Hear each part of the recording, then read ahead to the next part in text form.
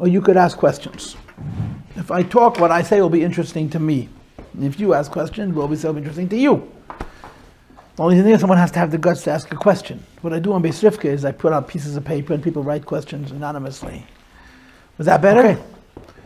We don't have that much time, but okay, you have a question that you're not afraid to ask in public? Nissen, why are we here? Why did we gather today? What's the Rebbe? Why do we need a Rebbe? Does any of your friends ever dissect you? Why are you guys so crazy? We don't want to talk about it, honestly.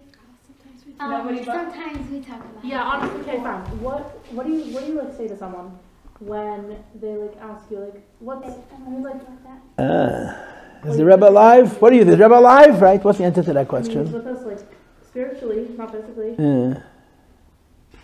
But I think the most important thing is not answering other people. True. The most important thing is answering yourself. I mean, my youngest son is older than you. Okay, I'm an over the hill. In other words, you're much younger. Right? My oldest children were born before Gimel Tammuz.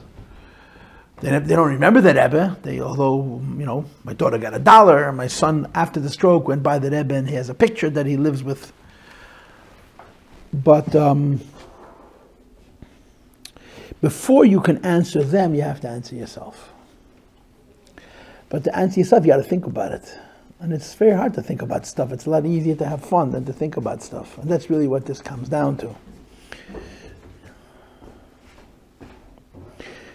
I have an uncle, my mother's brother. My mother, Baruch Hashem, is still alive, but her brother has already passed away. He was a chassid. He was not a Lubavitcher chassid, he was a chassid. And I was in their home 40 years ago, a long time ago. And one of his children, as one of my first cousins, said to me, my father's Rebbe said, my father's Rebbe this, my father's Rebbe that, How many Lubavitcher girls and boys go around saying, my father's Rebbe, my mother's Rebbe, my grandfather's Rebbe? Did it ever cross your mind that maybe it's my father's Rebbe, not my Rebbe? Why not? You see, this is interesting, isn't it? You don't understand it at all. Let's say it straight, right? What it ever means, especially, it's 30 years since Gimel Tammuz. This summer is going to be 31 years since Gimel Tammuz. When Gimel Tammuz happened, I was married with children. Your parents were probably not married. Your parents probably not married. Your parents probably little kids, right? Huh? Your father was 8. Your parents probably. I'm assuming your parents are younger than me because my youngest child is older than you. And yet, you would never say, my father's Rebbe. You wouldn't even say, no, Baba's Rebbe. The Rebbe. Yeah, of course, the Rebbe. Yeah. What does it mean? So your question is, what does it mean? My question is, why do you still feel related to the Rebbe? Huh? Why do you feel connected to a man that you never met and you never saw? Because you know that he's your culture, kind of. Oh, see, that's an honest answer. It's culture. It's like the Misnagdim believe in their Rebbe, and we believe in our Rebbe. Everyone believes in different Rebbe. I understand, but there's a little bit of a difference. Their Rebbe's walking around. He's the one that leads us into different ways, and other Rebbe leads them into different ways. We just have to believe in him. Yeah, but why? Why? What is it? What is it? What is it? In other words, what I'm saying to you is that the answer to your question is my question. And the answer to my question is your question. Your question is, what does the Rebbe mean? And my question is, why do you still consider yourself Chassidim? There's something about it that doesn't make sense. There's something about it that doesn't make any sense. It really doesn't make any sense. You're going to grow... Chassid because you follow the Rebbe. And when you follow the Rebbe, you're part of his culture. You're part of himself. When you don't follow someone, you're not part of anything. I mean, you can follow yourself, but when you don't follow a Rebbe, you're not following anyone because there's no one to follow. You just follow yourself in the bad ways. You need to have someone in the head to follow someone, to know someone. Like, he's someone you know that can, like, you have to know someone who can, like, help you. Like, the Rebbe helps you with a lot of things. Even though he's not alive, he wrote many books that can help you through life. Like, the other Rebbe have a million books that they wrote to their chassidim. Like, it's like the same thing that we learned from that Rebbe. It's like the chassid. It's like, no, you're on the ball and you're very smart. I don't know what you are, but you're beseder. You're good. You're good. Can I know how you're thinking? Yeah, I know. I have a brain. Huh? I have a brain unlike other people. Ooh, ouch. If everybody had the same brain as you, it would be a super school with super kids. I think there's one thing missing what you're saying. What you think is true. It's 1,000% true. Oh, yeah, I don't get offended. Okay. Does anybody else want to say anything before I speak? Don't be afraid of me, people. Nothing's going to happen. I'm not afraid. I don't know what to say. You don't have anything to say. What are you thinking? I can hear your brain working, but there's no words coming out. You're just looking, you're like, okay. Does anybody else want to speak on the subject? You see, the piece that's... What is your first name? Hodaya name. Wow. What's missing of what you're saying is that the Rebbe doesn't just help you because he wrote books. Helps you spiritually. When you learn his books, he also helps you in your neshama. It doesn't only looking at that, I'm wearing a skirt. It also helps you inside be a better person. There's a neshama component to it. Yeah. Have you ever met any neshamas? You walk in the street and you bump into neshamas? No. No. I see bodies, not people. You don't see souls. But we believe in the neshama. You know, we Sometimes believe. when you do things, you can see it, like the neshama shining in heaven. I don't know. Like if they do mitzvahs. You know, like you look deeper into a person, you see his neshama. You don't see the outside. Like a lot of people. Well, what is your name? My name is Musya. Musya. I never heard that name before. New name. What are you saying? What are you saying? I'm being sarcastic. What are you saying about neshamas? You're saying that you look deeper into someone. I think something you see people do certain things, and the only way to explain why they did those things is because they have a neshama. You know, I mean, you guys go on Mivtzayim? You go on Mivtzayim, right? You meet people, all kinds of people who are not from, right? And you start a conversation, and they start to cry. Did that ever happen to you? Yeah. It happens to me all the time. Yeah. Now, was a bacher with yeshiva.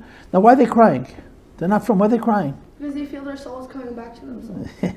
They felt empty. There's nothing in their life. They're just like on TV, their movies. They're stuck. They're like you are the picture. You are the poster girl for Hasidus, for Lubavitch, right here. What's it called? I'm on a college campus. I live on a college campus. One time we actually met a professor, and then she didn't realize when she saw the roll up, she started crying because she just remembered that back in Poland, her grandfather. Wow. See, but the point is, there is an element of neshama, right?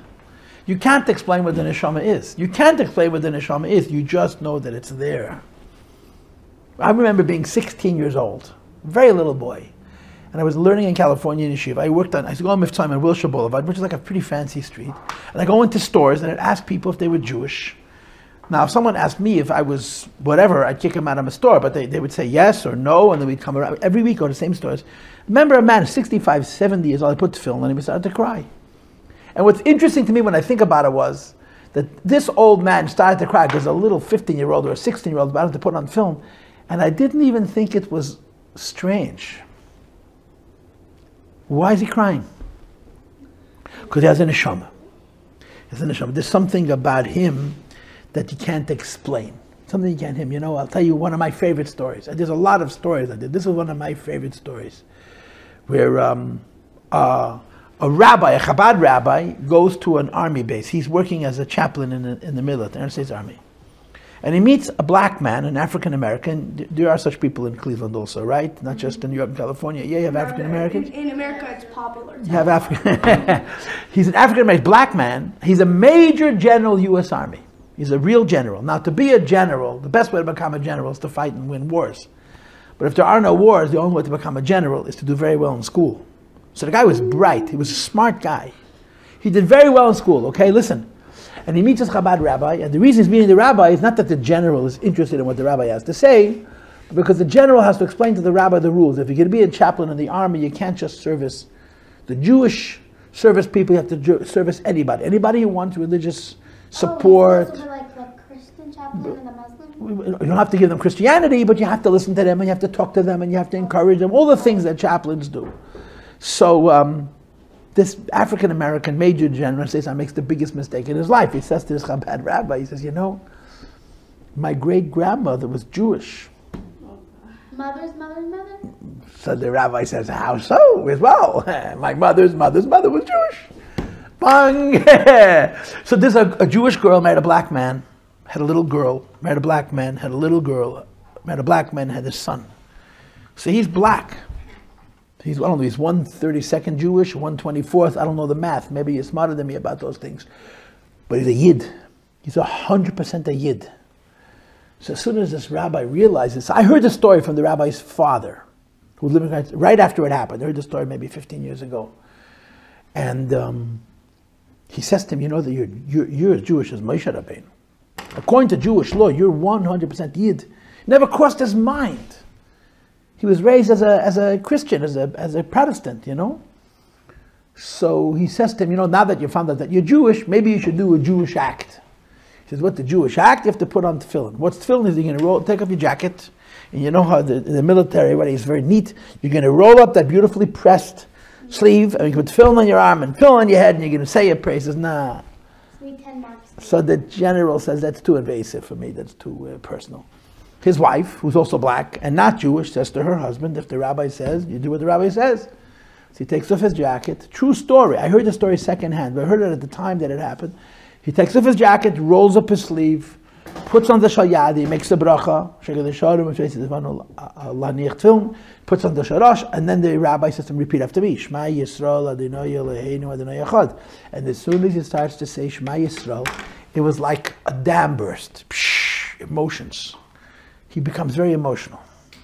Now imagine you're very smart. He never saw it before. He never knew, he had never had the slightest idea that he has any relationship with Jews. None.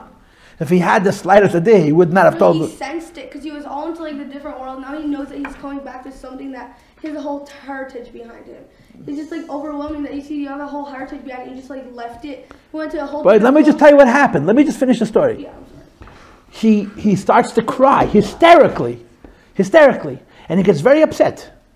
And he says to the rabbi, he's screaming at him, why am I crying? What am I saying? He was convinced that there's like a voodoo magic kind of thing, A person is saying Hebrew words, doesn't understand the word of Hebrew. And he asks him, why is he crying? He says, I promise you there's no magic. This is just the prayer the Jewish people say. It is one God. So I heard the story in the summer. The following year, Kislev, I was in a Chabad house. People were not from, and I told the story. And I asked a room full of secular Jews if they could explain it sociologically.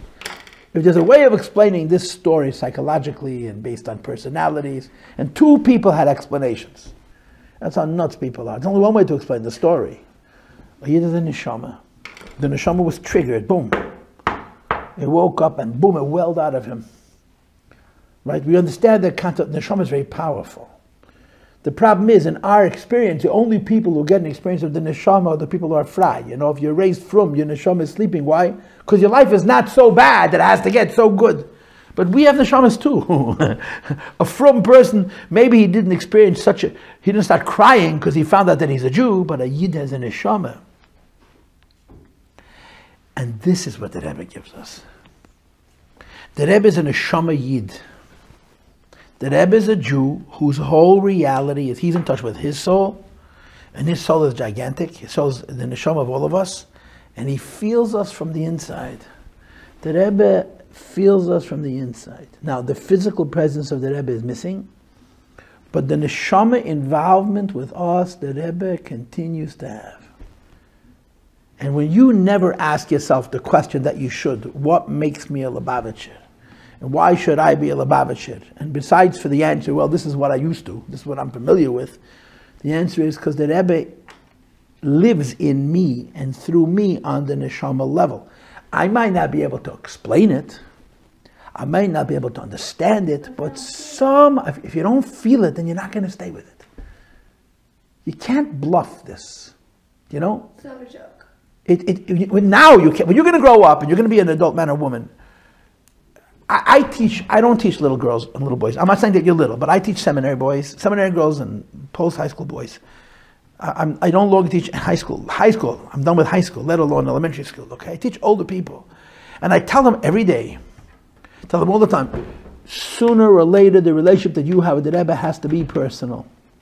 You can't have, the Rebbe is not your father's Rebbe or your mother's Rebbe. He either is your Rebbe or he's not your Rebbe.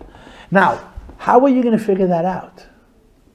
Why would you decide that this man that you never saw is so connected to you that your neshama is connected to his neshama? You're going to live your life based on his philosophy, based on his values. Why? Why? Because you grew up with it. Like, That's what your parents did. right. But it's not enough. You It's grew up really going not to the enough. hell, you grew up going to the mosque. If I never did that, I would have no idea. If my parents never told me whatever it is, I would have no idea. I agree. But at some point, it's not going to be your parents anymore. And if it is, it will be very, very bad. At some point, it has to become your own. To have a personal relationship with the Rebbe. You have to develop a personal relationship with the Rebbe. How are you going to do it? Everybody does it different. Maybe some of you won't. I don't know. I'm not trying to scare you away from Lubavitch, Chas v'Shalom. Don't misunderstand. I teach in Bishopka Seminary, so my official line is born, bred, and brainwashed. So the girls made a T-shirt. Every day they make a sweatshirt. Born, bred, and brainwashed. Born, bred. I was born in Lubavitch. I was raised in Lubavitch, and I'm brainwashed by Lubavitch, and I'm happy. But that's not just a slogan. At some point, every boy and girl says, okay, if I don't buy into this, I have to stop playing the game. And if I do buy into it, I have to explain it. In other words, Cleveland is not a Chassidish city, I understand that, yeah? When people ask you, so is the Rebbe alive? Yeah? Are you his Chassid? Before you can answer them, you have to answer yourself. And in answering yourself, you have to not be afraid to go to uncomfortable places. Right? It's just easier just to do what everybody tells you and to be a good boy or a good girl. And this is your culture. It's true. Everything each one of you said is true. But sof kol sof, in the end, when you're going to get older, you're either going to become more of a chassid or you're going to become less of a chassid. And I would like to believe you become more of a chassid. And you become more of a chassid because at some point it's not going to be my father's Rebbe anymore. It's going to be mine. And the essence of it is that the Rebbe is a neshama person. You know, I tell people this all the time. There are many tzaddikim buried in New York. You know that. Every group of Jews, Chassidim, Misnagdim, Frum and Fry, Goyim. But they got a problem, they go to the Yoel. See. What? Some of them, I heard a story about, like, they go, like, there's a Belzer guy, and you went to the Belzer Rebbe, and the Belzer Rebbe said, Go to the Lubavitcher Rebbe. That's a long time ago. I'm talking about the oil. People come to the oil for a simple reason. Or to say it in business language, people go to the oil because it works. Someone is sick, you go to the oil, they get better. Someone needs a parnas, they go to the oil. They're not coming there because it's cultural. I'm not talking about Lubavitchers. A lady tells me a story. I know a woman who moved, she bought a house near the oil, okay? The oil on Shabbos is just men and two ladies are hiding in a corner. There's no lady section at all. So she tells me it's Shabbos afternoon, they're in the middle of davening, she's there with the other ladies about oil, and a whole group of Argentinian women walk in, and they come into what was the ladies section, which is not much of a section, and they're asking her how they should write a note. So she says to them, today you can't write a note, today is Shabbos. She says, don't worry, we're goyim. We're goyim, we can write today, we're goyim, we're not Jewish. Argentinian, the president of Argentina is a goy, but he's a Lubavitcher Chassid. He has a picture of the Rebbe, when he comes to America, he goes to the oil. People go to the oil because it works. It works. They go to their Rebbe, it doesn't work. It works. Why does it work? Because the Rebbe is alive. The Rebbe's neshama is a very, very big neshama. What has to happen to you is A, you got to think about it. B, you have to decide that you want to take it seriously. And the mitzvah Hashem in your life, you'll experience it. You'll feel the Rebbe's presence in your life. However, how? I don't know. When? I don't know. Maybe in a dream. Maybe in a dream. Maybe a miracle. I'll tell you a story. Just the other day, a guy told me a story, but I forgot it already. But this is a story. Listen to this. A great Rav, not a Lubavitcher, a great Rav. He's now passed away. He died at 99 years old. Passed away last year. His name is Rabbi Moshe Wolfson. All of us shalom. Okay, Rabbi Moshe Wolfson, many years ago, maybe 35 years ago, maybe 40 years ago, got Yena Machle, he got cancer, Nachman Litzlan. And his doctor scheduled him for an operation, for surgery, okay? So he comes to the Rebbe. He wasn't a Lubavitcher, but he had very, very close feelings to the Rebbe. He asked the Rebbe for a bracha for the operation. He gets online for dollars.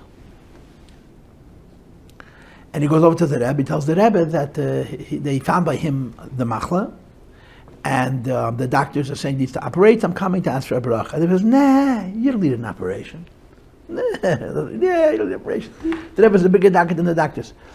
Anyway, he cancels the operation. He doesn't do it. He doesn't even go back to the doctor. The Rebbe says, no, operation. Anyway, the cancer disappeared. Fast forward 20 years. 20 years. The same cancer comes back. But now it's many years after Gimel Thomas, many years. Now he's not a Lubavitcher, but he's very close to Lubavitch. So he calls together the members of the staff of the yeshiva in which he works 1 minute, and he says to them, I believe very much in Emunas Tzaddikim. You have to believe in the power of a tzaddik. You have to respect tzaddikim. So I went to the Lubavitcher Rebbe 20 years ago when I had this illness. The Rebbe said, I don't have to operate. The cancer went away. The cancer came back. Now what do you think? I think you should go again because That what the Rebbe told me then still applies? Yeah. Or what the Rebbe told me then was only for then and I shouldn't do an operation? Now if he wasn't Lubavitch, they were sure not Lubavitch. They sat, they talked about it, and they said, what the Rebbe said then was for then, now you have to listen to the doctor, you have to go b'derech hatev, and you have to do an operation. When he was very uncomfortable with it. He asked them their advice, but he was very uncomfortable. So he decided to go to the aisle. And he wrote a note. What was it? It was an apology letter. And he wrote in his apology letter that the Rebbe knew 20 years ago I got this illness, I came to the Rebbe by dollars. The Rebbe told me that I don't have to operate. I didn't even go back to the doctor to take another x-ray. I'm alive 20 years later, now it's back. I spoke to my friends, and my friends told me that what the Rebbe said then was for then, and now I have to listen to the doctors. I'm here to apologize in case what the Rebbe said then applies now also. I'm sorry that I'm not listening. That's what he wrote. Okay? Anyway, he goes out of the aisle, and outside in that front room there's a video screen, and guess what he sees in the front screen? He walking by the Rebbe and saying to the Rebbe, I have cancer, and the doctors want me to operate, and I am asking for a bracha. And the Rebbe says, nah! So he went back and wrote another note. I apologize for my lack of emunah. You can't make these stories up. They're better than fiction. This happens always. It happens so much. And somehow, if you're going to be a Lubavitcher, when you're going to be a mother, it's not going to be culture. It's going to be because somehow the Rebbe found his way into your heart, into your neshama, in a way that's real. It's not just my community. And if that doesn't happen, it's not going to work. You can't be a fake Lubavitcher. You just can't. You could be a lazy Lubavitcher. You could be not so from Lubavitch, but you can't be a fake Lubavitcher. Because it takes a lot of emunah. There's a lot of emunah. So this is important for us and for you. And Mr. Mashiach is going to come. But the way it is b'derech hatev, your children. This is important for us because we have relationships with the Rebbe even though you never met him. And I give you a bracha that you should feel real his kashas to the Rebbe. And then being a Lubavitcher, you'll still be weird. Your friends who are misnagdim must think you're nuts, okay? But at least you'll know why. At least you'll know why. I'm sorry, what'd you say? They do. Yeah, don't worry, they do. Thank God, I'm still crazy. The day Lubavitch becomes normal, the world becomes a depressing place. Mark my words. Lubavitch has become normal. Okay, I could talk to you all night. You guys are a great audience. Thank you. But the men are knocking on the door. Okay, Kinderlach, Akosha Velachem Pesach. Let me get your names. What is your name? I ask you about your grandfather. Can I ask a question? At your own risk. So, I guess we could call it a theoretical situation. Okay. Let's say somebody's not like so up to levels of like from whatever situation, and like they are willing to like say chitas rather than daven. That's like I mean, how should I look? I'm just like, me and my friend were just like wondering like, how would you like look at that? I mean, I was personally. You're asking me my opinion? Yeah. It's much more important to daven than to say chitas. You have to be frum. Yeah. Chassidus enhances frumkeit. But you have to keep Shabbos, no chochmas. Yeah. Kosher, no chochmas. Wonderful, but she's not sneistic enough. What should I do? So I say, tell me two things. Does she mess around with Shabbos? Does she mess around with Kashas? She in the shower 1 minute. She in the shower 1 minute for the shkia. Right after Shabbos, she takes off her Shabbos clothes and runs out. Kashrus, she doesn't need anything. You got to be frum, because that'll hold the chitas. The chitas by itself is like eating ice cream your whole life. You get sick. Yes. See, this is very important. Don't misunderstand. It's my business. But you have to be frum. You have to be frum. You have to be frum. You got to daven. Okay, the boys are waiting. It was nice to meet you all. Listen, I want to make a personal pitch. I have a website called InsideChasidus.org. InsideChasidus.org. If you want to give me my cards. I talk a lot. I teach. But I also have a complete history of all the Rebbeim. And I would love for you to visit. If I gave you my card, you check me out? Maybe. Huh? Maybe, probably. Maybe, probably. Huh? Shall I?